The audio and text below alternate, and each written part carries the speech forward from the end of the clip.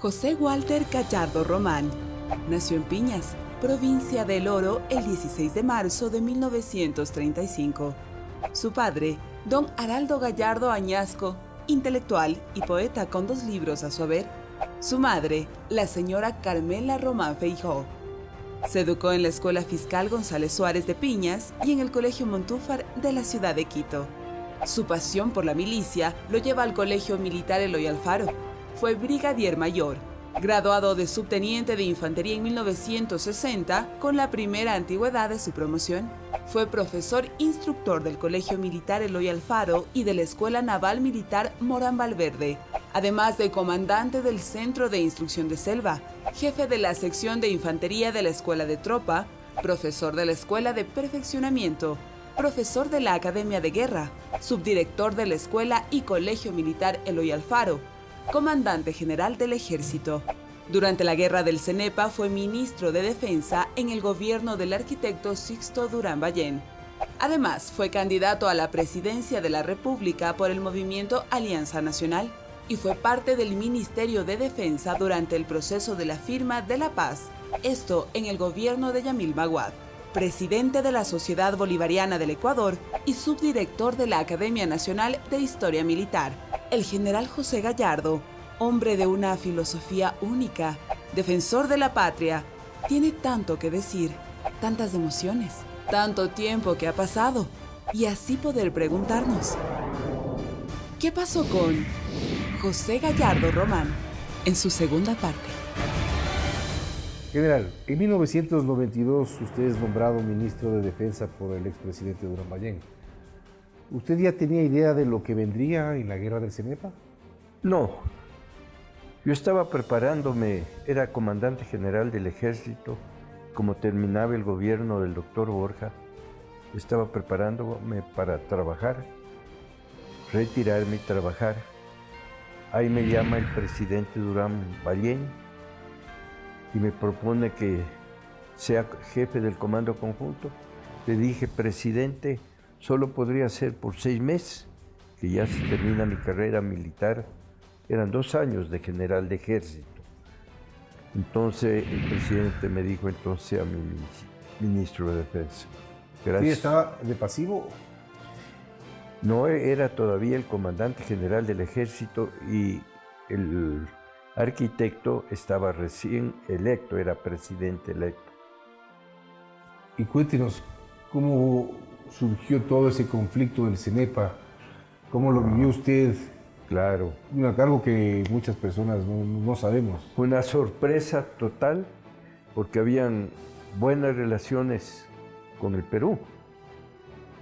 Pero un día me informan que el Perú había dicho que desocupemos el Alto Cenepa, que ellos lo iban a ocupar.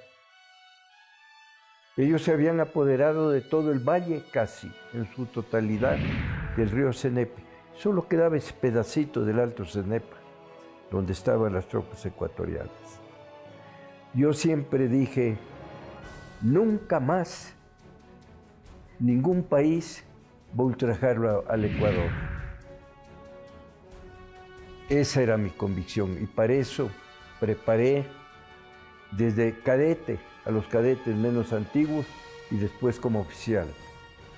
Y después cuando tuve altas jerarquías para hacerlo respetar al Ecuador, ya que el territorio ya se había perdido el 41 con el protocolo de Río de Janeiro. Entonces, ante esa amenaza, reuní al comando conjunto y les dije, señores, mi pensamiento es de que si el Perú trata de tomarse el Alto Cenepa, lo rechacemos con las armas. Pero quiero saber, antes de darle la recomendación al presidente de la República, quiero saber cómo piensa cada uno de ustedes. No quiero que después, en los avatares de la guerra, que son terribles, alguien diga, yo no quise. Jefe del comando conjunto, ¿qué piensa? Estoy de acuerdo con usted. Y así todo el alto mando, inclusive los jefes de Estado Mayor, dijeron que estaban de acuerdo conmigo. Muy bien, señores. Entonces, esta es la recomendación que vamos a dar al presidente de la República. Defender el Alto Cenepa con las armas si el Perú intentaba tomárselo. El presidente aprobó la recomendación de las Fuerzas Armadas. Comenzamos a prepararnos para el evento de que el Perú cumpla su amenaza como lo hizo. Realmente nuestras Fuerzas Armadas lo derrotaron totalmente a esa invasión. Nosotros no tuvimos un avión caído, no tuvimos un helicóptero caído. Nuestras bajas muy sensibles fueron pequeñísimas. Las del Perú fueron 6 aviones caídos. Uno que se lo bajó un Canberra desde tierra. 3 que bajaron la Fuerza Aérea sobre el Alto Cenepa y uno se fue incendiado, no llegó a la base porque vigilábamos con los radares. Uno se les cayó haciendo exploración en el mar. Les bajamos 5 helicópteros desde tierra y 2 se les siniestraron al Perú en actividades logísticas. Nosotros no perdimos nada de eso. Según nunca el Perú informó oficialmente que se conozca cuántas bajas tuvieron. Pero las revistas, los medios de comunicación del Perú decían que estaban entre 500 y 1000, que era una cosa muy grave. Entre 500 y 1000. Fujimori, él creyó que iba a tener algún éxito fácil que lo llevaría a la reelección en abril del 95, con una apoteosis. Se topó, que se encontró con una gran resistencia, una firme resistencia. Entonces, para llenar su aspiración de ser reelecto, tiraba y exigía que las fuerzas peruanas ataquen, y en realidad el ejército peruano, heroico, atacaba y atacaba, por eso tuvieron tantas bajas. Y ahí viene su libro del Cenepa que está escribiendo. Claro, yo primero he hecho una investigación amplísima de todo el pasado, porque esa ha sido mi pasión. Segundo, estuve de ministro de Defensa. Toda la responsabilidad de las 3 fuerzas estaba prácticamente en el Ministerio de Defensa y en el Comando Conjunto, porque la ley decía que el Frente Militar, integrado por el ministro y el Comando Conjunto, era el responsable de preparar y conducir a las Fuerzas Armadas en la guerra, porque el ministro era un militar. Entonces, prácticamente yo conozco en todos los detalles y en todos los niveles, no solo en el táctico y el operativo que se realizaba allá, sino en el estratégico y en el político. Mire que el Consejo de Seguridad se reunió tantas veces porque ese fue el acierto del presidente, reunir al Consejo de Seguridad para todo durante la guerra, porque allí estaban las 3 funciones del Estado representadas y los frentes militares. El acta de esas sesiones reúne alrededor de 1000 páginas y allí están todos los eventos que se discutían para el proceso de apoyar a quienes estaban combatiendo, discutir en Río de Janeiro y en todos los eventos. Y también después yo he hecho un estudio muy severo y pormenorizado del proceso de paz. Y finalmente terminaré ese libro dando lo que yo pienso que debe hacer el Ecuador frente al mañana para tener progreso y seguridad. Y allí yo me sentiré feliz de no haber vivido en vano. Digamos que no se va a omitir nada en ese libro. No voy a omitir absolutamente nada. Todos los secretos se van a soltar. Sí, todo, porque eso ya pasó, ¿no es cierto? Hace 25 años, hace 22 años. Ya en el gobierno de Maguad vuelve usted al Ministerio de Defensa. ¿Y la firma definitiva de la paz? ¿Estuve de acuerdo con esos puntos? Mire, yo era diputado electo por la provincia del Oro, cuando el presidente electo Magua me pidió que vuelva al ministerio. Eso fue un trance bastante difícil para mí, porque mi votación en el Oro fue muy importante. Entonces, pero finalmente dije, no solamente cuando se gana hay que estar al servicio de la patria, hay que estar sobre todo cuando el Perú se había armado de nuevo para otra guerra. Y entonces yo sentí que era mi deber estar allí como ministro, con mi experiencia y con la fe que creo que tenía las Fuerzas Armadas en este viejo soldado. Y acepté el ministerio. Bueno, la guerra la pacta o la hace la paz las autoridades civiles del gobierno. Los militares estamos para pelear y pelear bien. Entonces yo no me inmiscuí en las cosas políticas, ni en la conducción.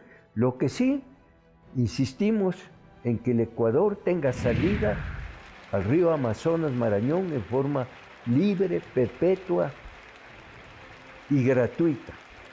Eso sí expuso las Fuerzas Armadas, pero había dentro del mismo gobierno esa misma idea e impulso de la Cancillería del presidente.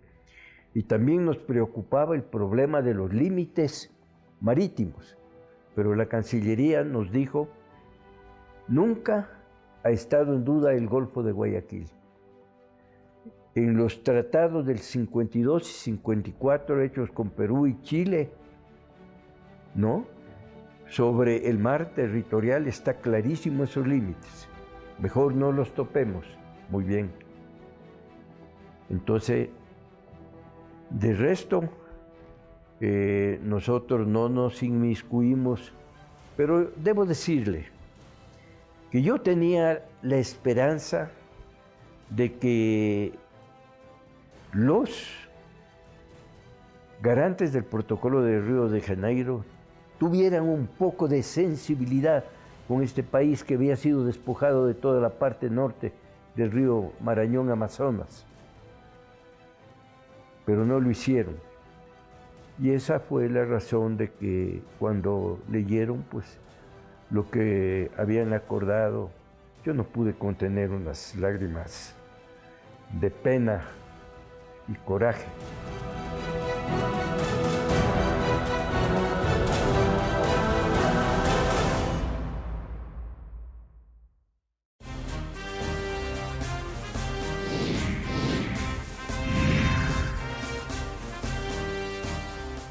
Más adelante, digamos que se produce la crisis bancaria en 1999 y usted ordena la captura del banquero Aspiazu. Sí, señor Báez.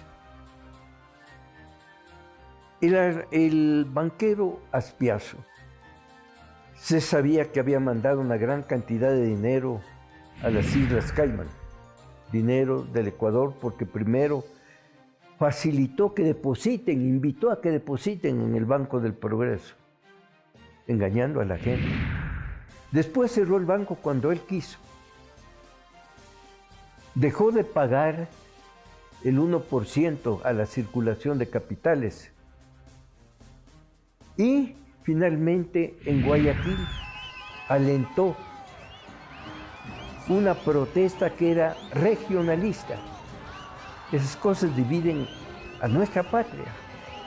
Entonces yo decía, ¿cómo es posible que un fulano haga todo eso y no le pase nada? Pero esa era opinión también de otros ministros. Que un día que estábamos conversando allí, surgió el problema que era el 12 de julio y alguien dijo, la señora Elsa Mena tiene toda la información de que el Banco del Progreso ha dejado de pagar, de entregarle al Estado ese impuesto que recaudaban del 1% de la circulación de capitales. Entonces la llamaron, ella fue, explicó, y había cómo detenerlo por un delito flagrante. que se repetía todos los días. Yo escuché eso y me salí de la reunión y lo llamé al comandante de la brigada Guayas y le dije: general, deténgale a Azpiazu. Entonces él me dijo: ¿pero dónde lo encuentro? Yo tengo 2 oficiales y 7 de tropas que lo vienen siguiendo. Esto le había dicho al presidente Magua un mes antes. Presidente, lo estamos vigilando a Azpiazu para que no se vaya del país. No dijo nada el presidente. Entonces yo tomé como que él aceptaba lo que yo le dije. Entonces eso facilitó que se lo encuentren. Y ya me llamaron para decirme que iba a algún asunto judicial, a la la corte, a las 5 de la tarde. Entonces yo dije: no hagan nada, pero estén listos, apenas entre, no sale. Eso fue. ¿Y pasó a prisión? Y no salió, pues, no. Y un poco más antes, el presidente de la Corte Suprema de Justicia, Guillermo Castro Dayer, emitió una providencia de arresto contra usted. Ah, pero eso fue después. Después. En el 2005. 2005. Y el alcalde de Quito, encargado, Andrés Vallejo, concedió la libertad de habeas corpus. 3 veces el habeas corpus. ¿Por qué había esta rivalidad entre Guillermo Castro y usted? ¿O era una... No con Guillermo Castro, yo ni lo conocía a él. Pero él era del grupo de Abdalá Bucaram. Y yo estuve en las calles protestando contra el gobierno de Bucaram. Y entonces me tenían muy bien identificado. Además, cuando fui gerente general del Banco del Estado, mandé 14 expedientes acusatorios a la Fiscalía General de las fechorías que habían cometido en el Banco del Estado. Y entonces yo era una persona señalada y odiada por ese grupo. Y lo que fue a hacer Guillermo Castro, ¿no? Sí, Guillermo Castro. El Pichi Castro, pues... Pichicorte. A obedecer una venganza contra mi persona. Y entonces las armas argentinas. Cuando las armas argentinas se las compró no a la Argentina, sino una empresa que vendió aquí en el Ecuador durante la guerra del Cenepo para armar a nuestras reservas, y se había cobrado de los 7 millones que se pagó, más de 6 millones, solo faltaba 1 millón aproximadamente. Y después el Ministerio de Defensa llega a un acuerdo, dice: por ese 1 millón recibo los 5,000 fusiles que habían llegado, que no eran chatarra, eran fusiles de medio uso, eran fusiles buenos, que los habían retirado del ejército argentino para venderlos al Ecuador, a Croacia, material bélico. Borrarlos, haciéndolos pasar como chatarra, y hacer el gran negocio. Pero ese era un problema en la Argentina. Aquí todo limpio. Y cuando hubo que cobrar, cobramos de los 7 millones, 6 millones y pico. Y aproximadamente 1 millón por los 5,000 fusiles que ya habían llegado. Entonces, eso era un crimen lo que se cometía, un ultraje a una persona que todo le había dado a su país con gran amor. Por eso yo les dije, me preguntaron de la prensa si iba a fugarme como acostumbran. No, señor, primero no tengo ni para el pasaje para el avión. Conozca lo que yo tengo, solo un departamento donde vivo, modestamente, con mi familia y el carro que manejo. Sí, en realidad tengo un carrito que lo podemos ver desde el 2003. ¿Su amistad con el general Paco Moncayo es 100% sincera? ¿Cómo no? Por mi parte, absolutamente sincero, y yo creo también de parte del general Moncayo. Fueron compañeros desde... Claro, yo me gradué 2 años antes que el general Moncayo. Como fui brigadier mayor y después en la carrera militar, él también es de infantería, siempre estaba noticiado de su carrera militar muy exitosa. En fin, yo los conocí a todos los militares, entre eso al general Moncayo. Tuve satisfacción cuando como jefe de Estado Mayor fue a comandar las tropas allá en el Alto Cenepa. Y tenía una gran confianza en el comandante del agrupamiento que estaba en el frente de batalla, el coronel Hernández, porque había sido mi ayudante hasta hace unos pocos meses. Entonces yo decía, este Hernández, lo que sí, no se rendirá nunca. ¿Esta edad para usted cómo es? Esta edad es una edad hermosa, oiga. Estoy llegando al final de mi vida con el respeto de los ecuatorianos. A mí nadie nunca se ha atrevido a injuriarme en la calle ni a agredirme. En la calle lo que recibo todos los días son abrazos, palabras de gratitud, no solo por mi actividad militar, sino también por mi comportamiento como ciudadano, por lo que he escrito, en fin, porque a veces escribo en el comercio, a veces opino. Y la vida de mi familia, que eso es lo mejor, una familia unida totalmente entre los hijos, con su madre, los nietos, las 2 bisnietas. Créame que me estoy acercando al final de mis días, que es el hecho que todo ser humano debe estar claro, lleno de paz, de alegría y felicidad. De paz, porque espero que la paz que finalmente se hizo con el vecino no se rompa jamás. Pero también creo que dejamos una lección, que el Ecuador es capaz de defenderse y que tienen que respetarlo. Entonces, eso busqué yo en toda mi carrera militar, de manera que estoy en paz con la vida. ¿Se arrepiente de algo? Bueno, nunca la vida es perfecta para no arrepentirse de cosas, pero pequeñas. ¿Que las volvería a hacer o no? A veces pienso que fui demasiado riguroso con los errores que pueden haber cometido compañeros que estaban bajo mi autoridad. Tal vez fui demasiado riguroso, pero también si no era así, la institución militar no hubiera ganado en el Cenepa. ¿Qué le faltó por hacer? ¿O qué le falta por hacer? Bueno, terminar mi libro.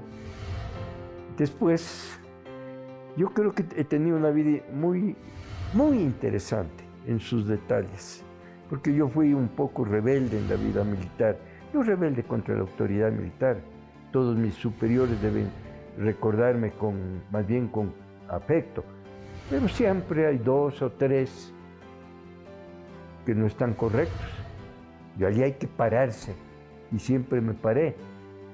Entonces fue una vida militar bastante difícil. Mi esposa inclusive lloró bastante por los riesgos que ponía al hogar, que no sabíamos qué haríamos el siguiente día si me daban la baja. Estuve en una ocasión al borde de la baja, cuando era teniente coronel. Pero así es la vida, pues con sus avatares. Tengo una vida desde mi querida tierra natal, Piñas. Mi vida en ese ambiente hermosa de esos años, en el colegio Montúfar con mis compañeros, en el colegio militar, en fin, en la vida militar. Fíjese que estaba en Pindal en 1962 y hacía largos recorridos a mula por la frontera, visitando los destacamentos militares. Y un día subo al Cerro de Milagros, desde donde se bajaba ya a la frontera y veo una cosa hermosísima, el florecimiento de los guayacanes. Pero allí no estaba la selva, los bosques ralos, todavía no cortaban para el parqué. Era una cosa preciosa. Y alguna vez, pues que regresé por allí y veo que estaban cortando, me fui pues al gobierno. Le dije, señores, defiendan esa maravilla. ¿Usted extraña las Fuerzas Armadas?